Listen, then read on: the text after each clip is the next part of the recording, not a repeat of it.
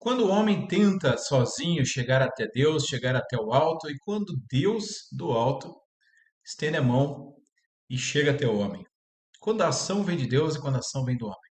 Bem, no Antigo Testamento, Gênesis capítulo 11, nós temos a história famosa da Torre de Babel, que é uma tentativa do Gênesis, de um mito, de explicar como surgiram as diferentes línguas no mundo. Esse mito do Gênesis está em Gênesis capítulo 11, de 1 a 9. O que é um mito? O mito bíblico é uma história narrada com um fundo de verdade. É uma história que é contada para que, a partir daquela história, a gente aprenda alguma coisa. A gente aprenda uma verdade teológica a partir dessa história. Bom, Gênesis 11:1 fala da Torre de Babel, que aconteceu depois do dilúvio, né? Então, após o dilúvio, o povo hebreu escolheu uma cidade e decidiu construir nessa cidade uma torre que alcançasse o céu. E o objetivo dessa torre era impedir com que as pessoas se espalhassem e, ao mesmo tempo, tornar a torre famosa e os construtores da torre também famosos. Mas diz que Deus decidiu gerar grande confusão na humanidade, né? E eles não se entenderam mais, começaram a falar em outras línguas. Vamos ler aqui a narrativa, Gênesis 11, de 1 a 9. No mundo todo havia apenas uma língua, um só modo de falar. Saindo os homens do Oriente, encontraram uma planície em Sinear e ali se fixaram. E disseram uns aos outros: Vamos fazer tijolos e queimá-los bem. Usavam tijolos em lugar de pedras e piche em lugar de argamassa. Depois disseram: Vamos construir uma cidade com uma torre que alcance os céus. Assim, presta atenção nessa parte, o nosso nome será famoso e não seremos espalhados pela face da terra. O Senhor desceu para ver a cidade e a torre que os homens estavam construindo, como se Deus precisasse descer, né, para saber alguma coisa.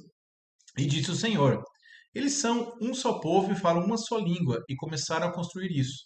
Em breve, nada poderá impedir o que planejam fazer.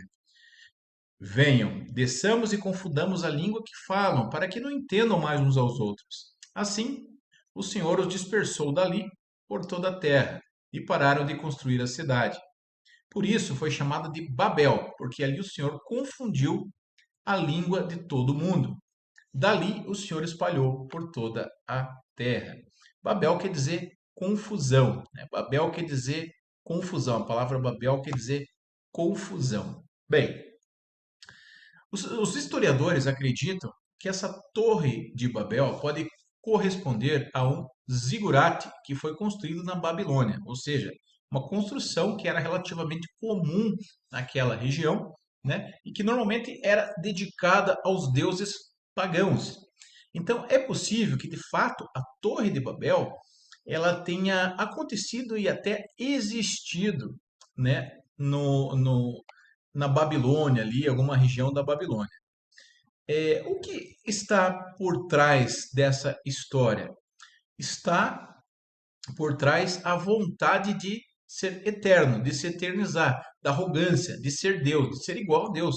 É o mesmo relato ali, muitas vezes, do Gênesis, né? Vós quereis ser deuses, né? Com D minúsculo. Quando o homem quer tentar tomar o lugar de Deus. Não é que Deus não queira que o homem fique famoso, ou não quer que o homem não cresça de carreira, ou que o homem faça grandes coisas. O relato quer mostrar que o homem tem o lugar dele e Deus tem o lugar dele. E que quando o homem tenta tomar o lugar de Deus, a coisa não vai bem. Mas quando Deus toma o lugar do homem e se faz homem, a coisa vai muito bem. Bem, então os historiadores afirmam que a Torre de Babel, no zigurate, que era um tipo comum de construção na Mesopotâmia, tá bom? Então, quando o homem tenta ser igual a Deus, quando o homem exclui Deus, quando o homem quer centralizar poder, quando o homem quer estar no centro de tudo, quando o homem planeja sem olhar para o alto, para a divindade, mostra que só dá confusão. E só dá confusão na nossa vida quando a gente tira Deus da nossa vida. Quanto mais Deus está longe, mais briga, mais desentendimento, mais arrogância, mais vaidade, mais crescem em nós os defeitos, mais crescem em nós as nossas limitações, mas o pecado aflora em nós, como São Tiago vai dizer. Os vossos membros, as vossas concupiscências fazem, as vossas paixões fazem que vocês se matem uns aos outros. Então, quando o homem coloca Deus de lado e ele quer centralizar as coisas, ele quer ser o centro, ele quer o seu senhor, ele quer ser grande, ele quer ser poderoso, só dá confusão. E é isso que o texto quer dizer. Agora, por outro lado, Atos capítulo 2 diz assim: 2:1. Chegando o dia de Pentecoste, estavam todos reunidos num só lugar. E de repente veio do céu um som, como um vento forte, e encheu toda a casa que estavam assentados. Viram como que espécie de línguas de fogo que se separaram e pousaram sobre cada um deles. Todos ficaram cheios do Espírito Santo e começaram a falar noutras línguas, conforme o Espírito Santo os capacitava. Havia em Jerusalém judeus tementes a Deus, vindo de todas as nações do mundo. Ouvindo-se esse som, ajuntou-se uma multidão que ficou perplexa, pois cada um os ouvia falar em sua própria língua. Atônitos, maravilhados, eles perguntavam: acaso não são galileus todos esses homens que estão falando? Como ouvimos cada um de nós em nossa própria língua materna? Partos, medos, elamitas, habitantes da Mesopotâmia, Judécia, Capadócia, Ponto, da província da Ásia, Frígia, Panfilha, Egito e das partes da Líbia próximas a Cirene, visitantes vindos de Roma, tanto judeus como convertidos do judaísmo cretense e árabes. Nós os ouvimos declarar as maravilhas de Deus em nossa própria língua. Então, interessante aí, o contrário, exatamente o contrário da primeira narrativa, onde lá o povo tenta, falando uma só língua, construir algo para que sejam imortalizados, para que fiquem na memória, para que sejam grandes. Aqui e lá depois, né, se dispersam. Aqui é o contrário. O povo que já estava disperso se reúne pelo poder do Espírito Santo e começa a falar uma mesma língua.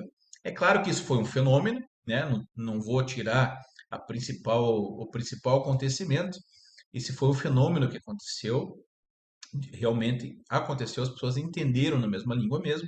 Mas, em um segundo plano, quer dizer o seguinte, que quando Deus intervém, quando o Espírito Santo vem sobre a nossa casa, a gente começa a ser um novamente. O que estava longe, o que estava afastado, o que estava fragmentado, aquela pessoa que estava de cara virada, aquela pessoa que não perdoava, aquele racha faz tantos anos, 15, 20 anos, que um não perdoa o outro por causa do terreno, por causa da herança, por causa de vaidade, por causa de mágoa, de ressentimento, o Espírito Santo é capaz de unir de novo os corações, tornar nova todas as coisas, tornar de novo um casamento único, uno, unido, pessoas com um coração só, pessoas de diversidades, de diversas nacionalidades, de diverso jeitão de ser, podem ser unidos pela graça e pelo poder do Espírito Santo. Então, amigos, a mensagem aqui é clara. Quando Deus intervém na humanidade com o seu Espírito Santo, quando Deus intervém na nossa vida com o seu Espírito Santo, quando Ele derrama sobre nós o seu amor e nós experimentamos o amor de Deus, passamos de ser pessoas fragmentadas para sermos unidos de coração, como os apóstolos eram unidos no coração e perseveravam na doutrina do pão, na doutrina dos apóstolos, junto com Maria, a mãe de Jesus, diz São Lucas. Tinham tudo em comum, né? Diz os apóstolos, tinham tudo em comum, principalmente o mesmo sentimento em comum. Pensavam diferentes, mas tinham tudo em comum, tinha um amor que os unia. Como aquele quando você faz um mosaico, né, pega cacos que são de diversos tamanhos, diversas cores, mas que unidos fazem uma bela de um mosaico, uma bela de uma arte. Assim, quando Deus nos une pelo Espírito Santo, mesmo diferentes, Ele faz da gente uma criaturas novas, uma nova coisa. Então, meus amigos, meus irmãos, veja que quando o homem sem mim nada podeis fazer, diz Jesus. Quando o homem esquece que Deus abençoa aquilo que ele faz e esquece de pedir as graças de Deus sobre o seu trabalho, sobre a sua produtividade, sobre aquilo que ele faz, ele está literalmente trabalhando sozinho, tentando edificar sozinho. O Salmo diz: em vão trabalham os operários quando o Senhor não edificar a obra. Você vai produzir muito mais, realizar muito mais, conseguir muito mais se você rezar e trabalhar, como diz São Bento.